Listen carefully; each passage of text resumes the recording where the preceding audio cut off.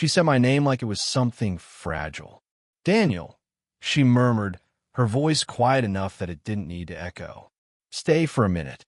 The rest of the class filtered out, chairs scraping, laughter bouncing off the walls, the usual noise that came with relief. But when the door closed behind the last student, the room changed. The air got still, heavy with the kind of silence that isn't empty. It's waiting for something. She was standing by the window, half lit by the soft gray light leaking through the blinds. Ms. Rowan. Everyone called her strict, detached, impossible to read.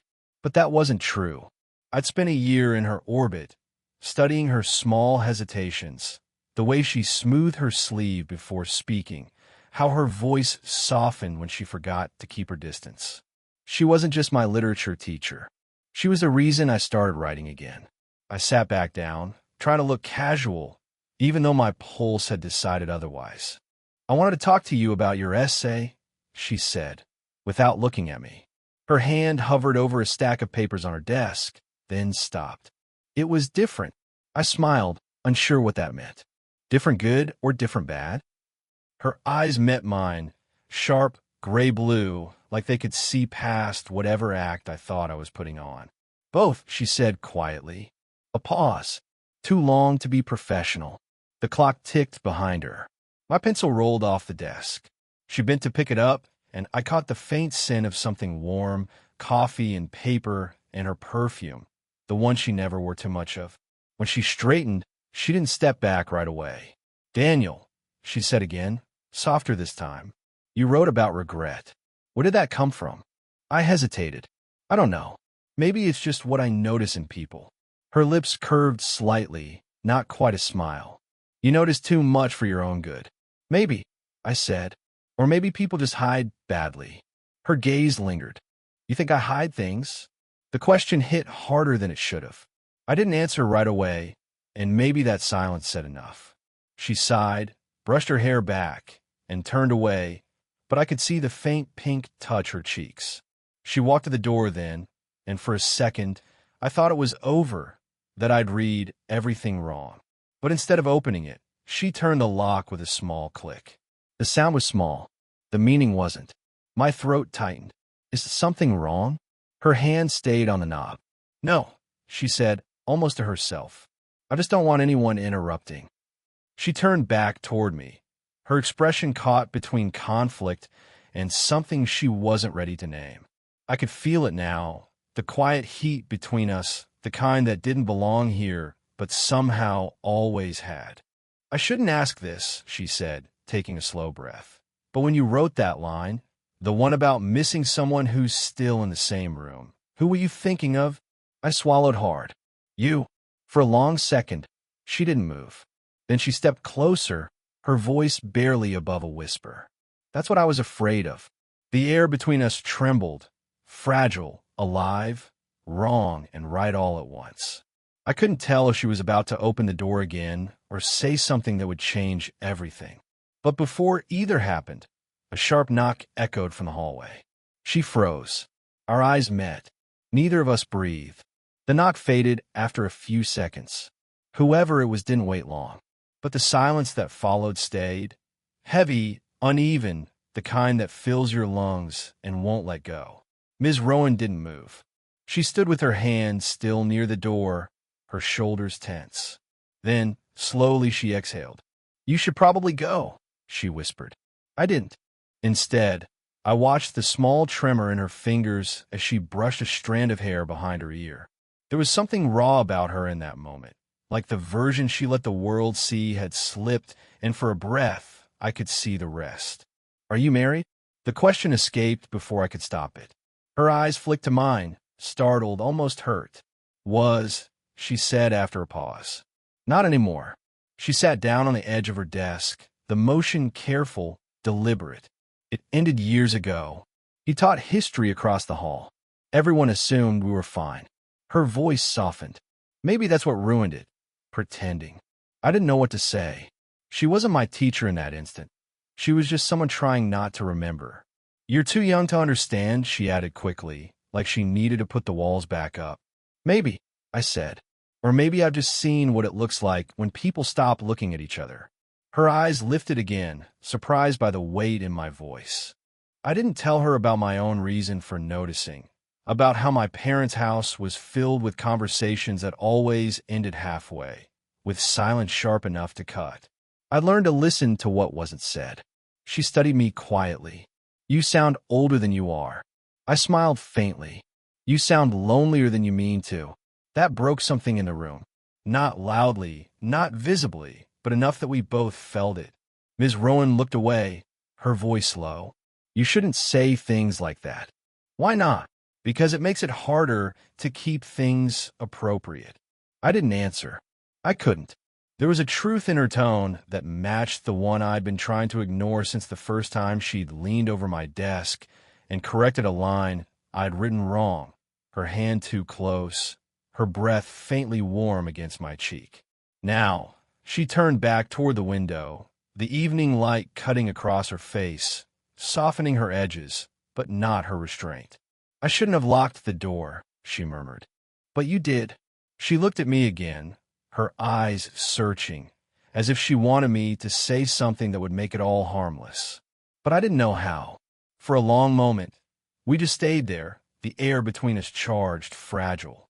She reached for my essay on the desk, her fingers brushing mine by accident. Neither of us pulled away. Her hand stayed there, trembling just slightly. I could feel her pulse. And in that quiet second, I realized something dangerous. She wasn't the only one afraid of what might happen next.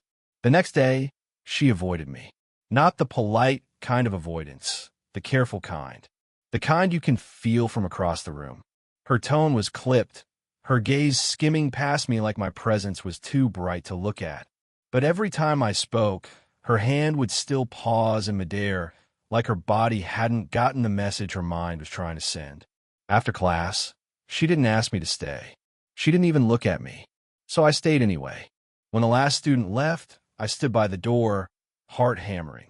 You can't just pretend nothing happened, I said. Her pen froze mid-stroke. She didn't look up. Nothing did happen. That's not true. Daniel. She finally met my eyes, and her expression was a mix of exhaustion and fear. If you care about me, you'll stop. The words hit harder than they should have. So you admit you care? Her jaw tightened. Don't twist my words. I stepped closer. Then tell me what you really mean. Her eyes flicked toward the window, then back to me. You're too young to understand what happens when people stop thinking. I laughed quietly. You mean when they start feeling? She opened her mouth to reply, but the door handle rattled. Both of us froze. A man's voice cut through the silence. Rowan? You in there? Her breath caught. Then she whispered, my ex. I stepped back just as the door opened. A tall man stood there, slightly older, dressed like someone still trying to look important. His tie was loose, his expression puzzled. Didn't think you'd still be here this late, he said, glancing between us. His gaze lingered on me, assessing, suspicious. I was helping a student, she said quickly, her tone smooth but strained. He was just leaving. I swallowed hard. Yeah, I was just, but her eyes flicked to mine, a silent plea. Don't make it worse. So I grabbed my bag and slipped past him. I could feel his stare follow me down the hall, sharp and unkind. When I reached the corner, I stopped, heart pounding. Through the half-closed door, I heard them talking. His voice was low, accusing. Hers was tired, defensive. You shouldn't be here alone with him, Rowan. People talk. Then silence. I shouldn't have stayed to listen, but I did. Her voice came softer now, almost breaking. He's just different. Something in the way she said it made my chest tighten. When the door finally shut again, I turned away, every step heavier than the last. I wanted to be angry, to feel rejected, but instead, all I could think of was the way she'd looked at me before lying for my sake. That night, she texted me. Just one line. Please don't come by tomorrow. I stared at it for a long time, thumb hovering over the screen. Then I typed back, you don't want me to, or you're afraid you do. She didn't reply. But an hour later, another message came through. Stop making me feel this. I didn't know what to say, because I already couldn't stop. 3 days. That's how long she managed to keep her distance. 3 days of pretending nothing existed between us, of polite nods and half glances that said everything words couldn't. But the silence was too sharp, the air too thick. Every time she turned away mid-sentence, I felt it, that invisible pull neither of us could name, but both were losing against. On the fourth afternoon, I found her sitting alone in the empty courtyard behind the school, papers beside her, unread. The wind tangled her hair. Her eyes looked far away. "You shouldn't be here," she said, not looking up. "Neither should you," I replied. She sighed, pressing a hand to her forehead. "You don't understand what this looks like. What people will say. I don't care. You should." I sat down across from her anyway. The bench was cold, the space between us not nearly enough. "You can lie to everyone else," I said, "but don't lie to me." Her laugh was small, bitter. "You think you see me. You see what you want. A story, not a woman. Then tell me who you really are." That made her look at me. Really look. Her eyes were glassy, tired, but alive in a way I hadn't seen before. "I'm someone who's lost too much already," she whispered. "And I'm terrified of losing the last thing that still feels real." I swallowed hard. "And what's that?" She hesitated, then whispered, "You." The word hung between us, trembling. I didn't breathe. Neither did she. Her fingers tightened around the edge of the bench. "I can't keep doing this, Daniel. Every time I see you, it feels like I'm walking into a storm I know I won't survive." I leaned closer, my voice barely audible. "Then stop fighting it." Her eyes flicked to my lips for a fraction of a second, the kind of look that burned straight through me. Then she pushed up from the bench abruptly, turning away. "Don't," she said, her voice breaking. "Don't make this harder." I stood too. "You already made it hard the moment you cared."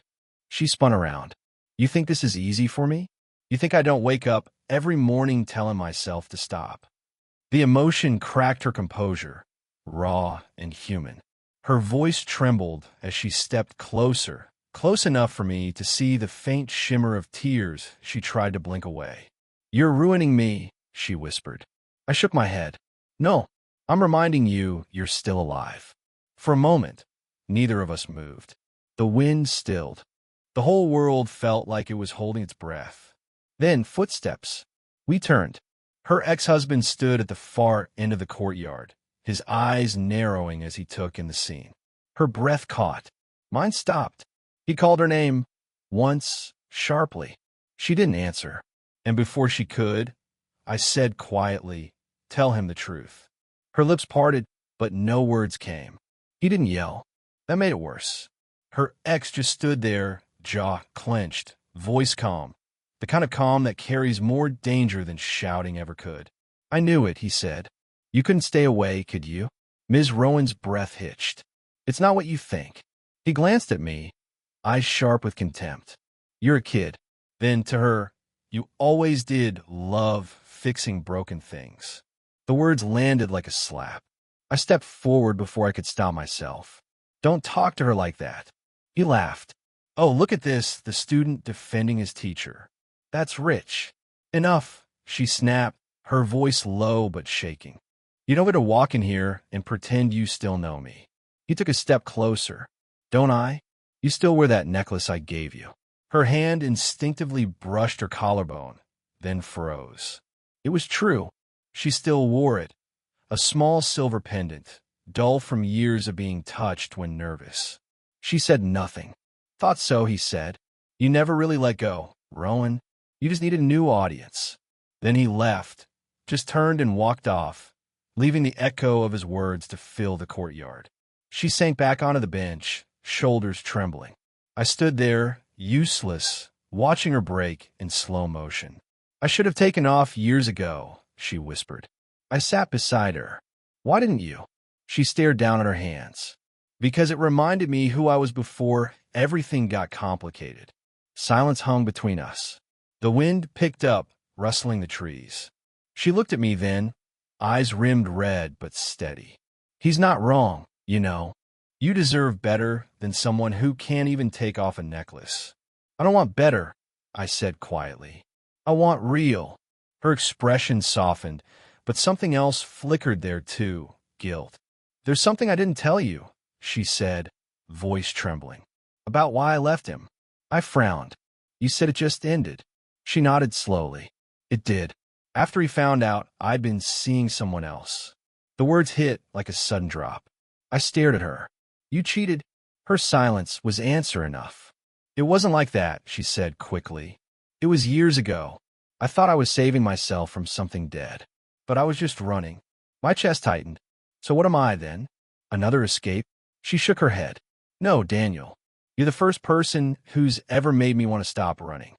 I want to believe her. I almost did. But something cold settled in me. Not anger exactly, but fear. Because for the first time, I realized something I hadn't before. If she could cross that line once, she could again. She must have seen in my face the doubt, the shift. "Daniel," she said softly, "please don't look at me like that." But I already was. The next morning, she didn't come class. Her desk was empty. Her mug, the one she always left half full of cold coffee, sat untouched. The blinds were half closed, sunlight leaking through in narrow, dusty lines. It felt wrong, like a place that had forgotten how to breathe. By noon, I found out she'd taken leave for personal reasons. No one said more, but I didn't need them to. I knew it had everything to do with me. That evening, I went to her house. I don't know what I expected. Maybe the same quiet control she always had, or maybe anger. But when she opened the door, she just looked tired. Her hair was unbrushed, her sweater loose around her shoulders. For the first time, she didn't look like a teacher. She looked like a woman who'd run out of places to hide. "Daniel," she said softly, "you shouldn't be here. I had to see you." She sighed, stepping aside. "Then come in before someone sees." The living room smelled faintly of rain and paper. A candle burned low on the coffee table, the kind of scent meant to calm nerves that refused to settle. We stood in silence until she finally said, "You were right. I'm afraid." I nodded. "Of what?" She looked down. "Of wanting you." Something in the way she said it, small, helpless, broke the last piece of restraint I had. I stepped closer, then stopped pretending. She shook her head. "You don't understand what this would cost. I don't care about rules or gossip or anyone else's opinion." "You will," she said, her voice cracking. "Because love doesn't stay in secret. It grows until everyone can see it, and then it destroys whatever's in its way." Her eyes glistened. "I've already ruined one life. I can't ruin yours too." I reached for her hand. She didn't pull away. Her fingers trembled in mine, not from fear, but from the effort of holding everything in. "You're not ruining me," I whispered. "You're the only thing that's ever made me feel like I'm not lost."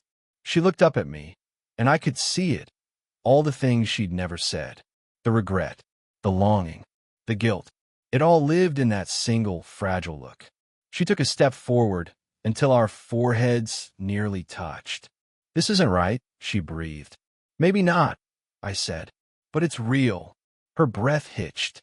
Her lips parted like she was about to speak, maybe to stop me, maybe not. Then her phone buzzed on the table. The sound snapped the moment in half. She turned away, pressing her palm to her eyes. "Go," she whispered. "Please." I didn't move. "If I walk out that door, I'm not coming back." Her silence said everything. I waited 5 seconds, 10, maybe longer. Then I nodded and walked to the door. Just before I stepped out, she said quietly, "You were never just a student to me." I didn't look back. I couldn't. Outside, the rain had started again, soft, relentless, cleansing. It's strange how quiet endings sound. A month passed. The semester ended. Her name disappeared from the staff list, replaced by someone younger, someone who smiled too much and taught without hesitation. I sat through the final class feeling like I was in a version of the world that had already moved on without me. But I hadn't. Sometimes, after everyone left, I'd walk past her old classroom. The chair she used to sit in was gone, the desk cleared. Only the faint ghost of her perfume, that same calm scent of cedar and coffee, still clung to the walls. It hurt less than I expected, Or maybe I'd just gotten used to the space she left behind. Then one evening, I got a letter. No return address.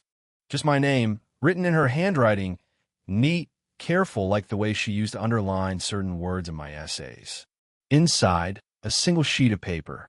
I once told you regret ruins people. I was wrong. It teaches them. You were right about one thing. I was afraid.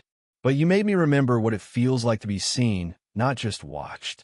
Don't let what we couldn't have stop you from finding something real. Hilaire. I read it 3 times before I could even breathe. There was no address, no way to reply. Maybe that was her way of making sure I'd move forward instead of chasing something that could never survive in daylight. So I did what she asked. I finished my degree. I started writing again. Stories about silence, about the moments between what people say and what they mean. She taught me how to notice those spaces, how to live inside them without drowning. And sometimes when I write too long into the night, I still hear her voice, that low, deliberate tone she used when she wanted to say something true but couldn't. One night, I found myself walking past the small bookstore near campus. In the window display, a new release caught my eye. The Ones We Almost Loved by Rowan. My heart stopped. I went inside, picked it up, and turned to the first page. The dedication read, "For the student who taught me that love isn't always meant to last. Sometimes it's just meant to wake us up." For a long moment, I couldn't move. Then I smiled, small, quiet, but real. She'd found her ending. And somehow, so had I. I stepped out into the cool night air, the sound of rain soft against the street. The same kind of rain that had once separated us, now falling like a benediction. Not to erase the past, but to let it rest. And maybe that's what love really is. Not holding on, but knowing when to let go without forgetting. Did you enjoy the story? What kind of stories would you like to hear next? Bittersweet love, second chances, or forbidden longing that almost becomes forever?